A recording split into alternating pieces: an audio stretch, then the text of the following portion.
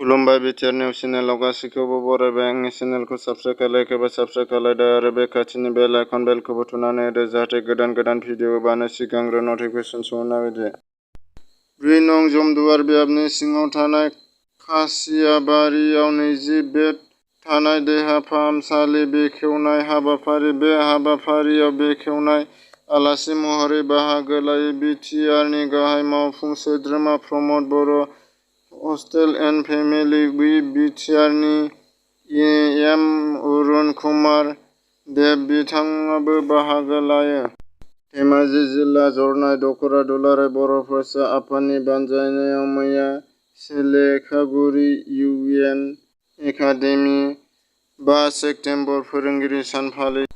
60थि फोरोंगिरि सान फालिथायखौ बाक्सा जिल्लानि सिङाव थानाय मेदाखर ओनसोलाव जोनोम मोननाय इउ एन एकाडेमि, मेदाखर बाथौ आश्रम गोजौ फरायसालि, मेदाखर बले हिनजावसा गोजौ फरायसालि, मेदाकरटक आरो फालुकदंगा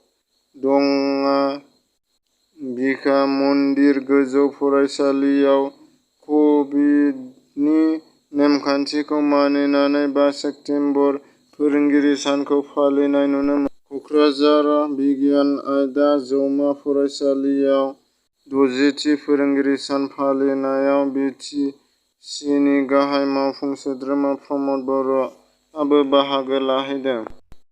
धेमाजि जिल्लानि सिङाव थानाय सिमोनसापुरि मानिपुर सारिआलियाव फोरोंगिरि सानखौ लोब्बा लाखिनानै मैया जरिमिन अडिअ प्रडाक्सन स्टुडिअ'खौ बेखेवबाय।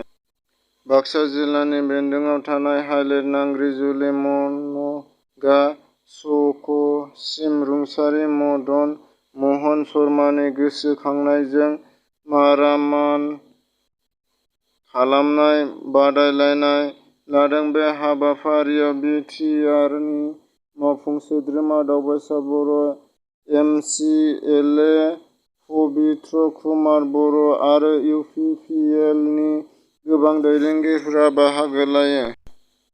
बांद्राय रंजानायजों खैफोद जाबाय 17 बोसोर बैसोनि सिनायमणि दासनि जिउसाया।